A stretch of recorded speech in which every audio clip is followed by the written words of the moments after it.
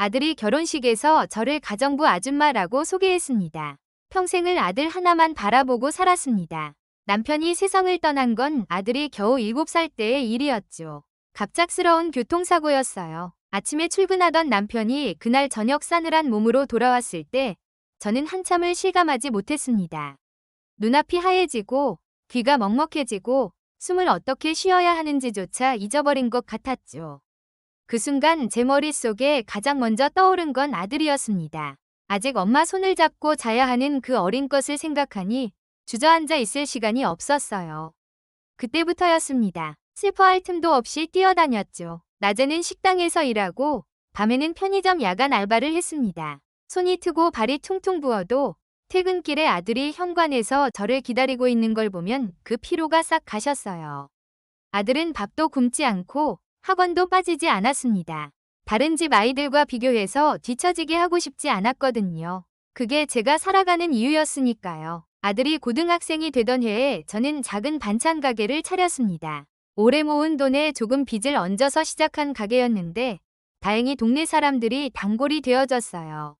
새벽 4시에 일어나 재료를 다듬고 밤 9시가 넘어야 가게 불을 껐습니다. 쉬는 날이 없었지만 괜찮았어요. 아들이 수능을 잘 받고 서울에 있는 대학에 붙었거든요. 합격 통지를 받던 날 저는 가게 문을 걸어 잠그고 한참을 엉엉 울었습니다. 기쁨이었는지 서러움이었는지 그 눈물이 뭔지 저도 몰랐어요. 아들은 서울에 올라가서도 잘 지냈습니다. 방학 때마다 내려와서 밥 잘 먹고 용돈 잘 받아가고 가끔 전화도 했죠. 그런데 학년이 올라갈수록 연락이 조금씩 줄었습니다. 바쁘겠거니 했어요. 취업 준비에 정신없을 거라 생각했죠. 대기업에 입사했다는 소식을 문자로 받았을 때 저는 그게 서운하기보다 그냥 기뻤습니다. 내 새끼가 해낸 거니까요. 그 아이가 결혼하겠다고 한 건 입사한 지 3년쯤 지났을 때였습니다. 전화로 말하더군요. 목소리가 묘하게 조심스러웠어요. 여자친구가 있다는 것도 그때 처음 알았습니다. 사귄 지 2년이 넘었다고 했는데 저는 그 2년 동안 한 번도 들은 적이 없었죠. 섭섭했지만 내색하지 않았습니다. 좋은 사람 만나서 잘 살면 그게 다 아니겠어요. 상견례 자리에서 처음 며느리 집안 식구들을 만났습니다. 며느리 아버지는 어느 중견기업 임원이었고 어머니는 세련된 차림에 말 한마디 한마디가 조심스러운 분이었어요. 저는 그 자리에서 좀 움츠러들었습니다. 반찬 가게를 하는 저와는 분명 다른 세계의 사람들이었으니까요. 아들은 그 자리에서 내내 밝게 웃고 며느리 아버지의 말에 고개를 끄덕였습니다. 저를 한 번씩 슬쩍 쳐다봤는데 그 눈빛이 왠지 모르게 불안해 보였어요. 저는 그 불안이 무엇인지 그때는 몰랐습니다. 결혼식 날이 되었습니다. 저는 오래전부터 아껴둔 한복을 꺼내 입었어요. 이날을 위해 몇 해 전부터 맞춰둔 거였습니다. 거울 앞에 서서 매무새를 고르는데 괜히 눈물이 날 것 같았죠. 이날을 얼마나 기다렸는지 몰라요. 피식 웃으면서 눈물을 참았습니다. 예식장은 크고 화려했습니다. 며느리 집안에서 잡은 곳이었어요. 하객들이 하나둘 들어오고 저는 신랑 측 어머니 자리에 앉아오는 사람들에게 인사를 했습니다. 그런데 며느리 집안의 친척 어른 한 분이 아들에게 다가와 물었어요. 이쪽은 어머님이세요? 그 순간이었습니다. 아들이 잠깐 멈칫하는 게 느껴졌어요. 아주 짧은 순간이었지만 저는 분명히 봤습니다. 아들의 눈이 저를 스쳤다가 다시 그 어른에게로 향했죠. 아, 네. 저희 집에서 일 도와주시는 분이에요. 많이 신경 써주셔서요. 귀를 의심했습니다. 잘못 들은 거라고 생각했어요. 주변 소리가 갑자기 다 사라진 것 같았죠. 아들은 이미 다른 쪽으로 시선을 돌리고 있었습니다. 태연하게 아무렇지도 않게 저는 그 자리에 앉아 미소를 유지했습니다. 입꼬리를 올리고 있었는데 얼굴이 굳어가는 게 느껴졌어요. 눈이 따가웠습니다. 울면 안 된다고 생각했죠. 여기서 울면 안 된다고. 아들 결혼식이니까. 이 자리를 망치면 안 된다고. 식이 끝나고 피로연 내내 저는 구석에 있었습니다. 며느리 집안 사람들과 섞이지 못했고 아들은 저에게 따로 오지 않았어요. 혼자 밥을 먹었습니다. 누군가 옆에 앉지도 않았고 누구도 저에게 말을 걸지 않았죠. 저는 밥을 씹는 건지 삼키는 건지도 모르면서 그 자리를 버텼습니다. 집으로 돌아오는 길이 멀었어요. 택시 안에서 창밖을 보다가 소리 없이 울었습니다. 펑펑 우는 울음이 아니라 눈물이 그냥 흘러내리는 그런 울음이었죠. 아들이 나를 부끄러워한다는 걸 그날 처음 제대로 알았습니다. 알고 있었을 수도 있어요. 알면서도 모른 척했을 수도 있죠. 그런데 그게 그 자리에서 그렇게 직접적으로 드러날 거라고는 생각하지 못했습니다. 신혼여행 다녀온 아들에게서 연락이 왔습니다. 함께 살자고 했어요. 넓은 아파트를 얻었는데 어머니가 살림 좀 도와주시면 좋겠다고 했죠. 거절했어야 했습니다. 그런데 저는 그러지 못했어요. 아들 곁에 있고 싶었으니까요. 그 마음이 저를 그 집으로 이끌었습니다.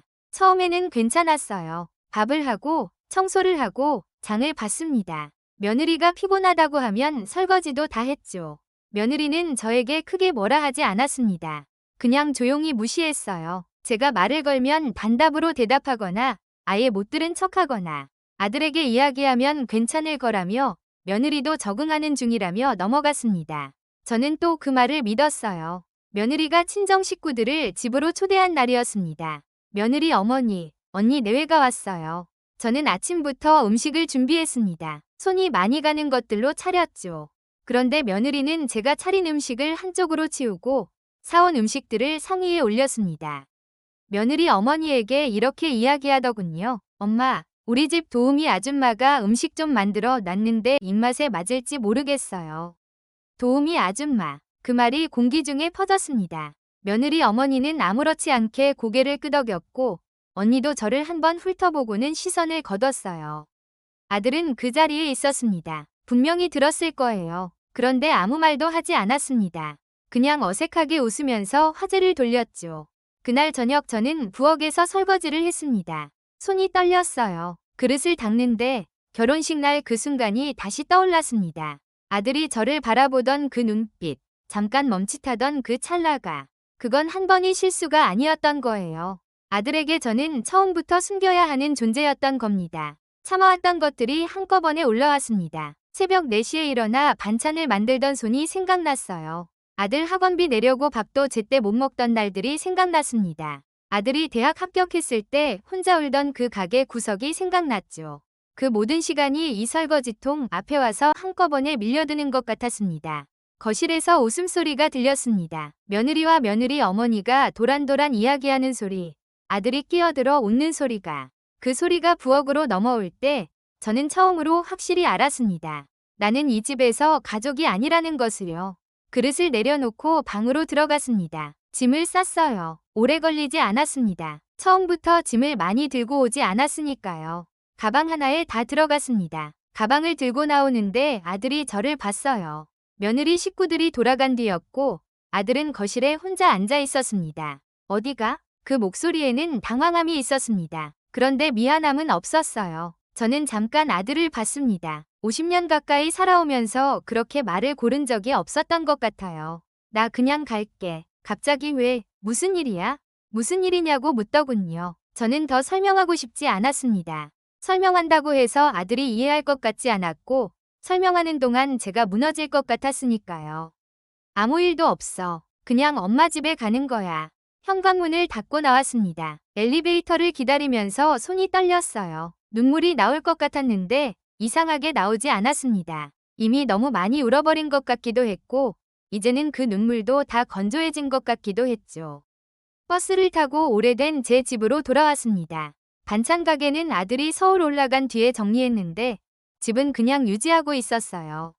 먼지가 조금 앉아있는 거실을 지나 불을 켰습니다. 오래된 가구들이 그대로 있었죠. 아들이 어릴 때 앉던 식탁, 공부하던 책상, 제가 밤마다 가계부 쓰던 자리.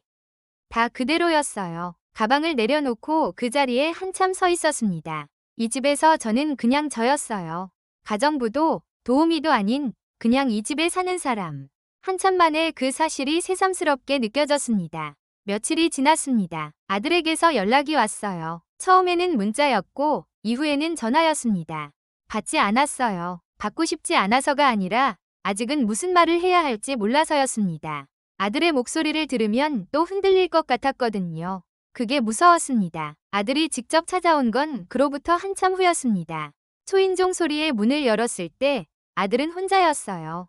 현관 앞에 서 있는 아들의 얼굴이 좀 수척해 보였습니다. 저는 들어오라고도 나가라고도 하지 않았어요.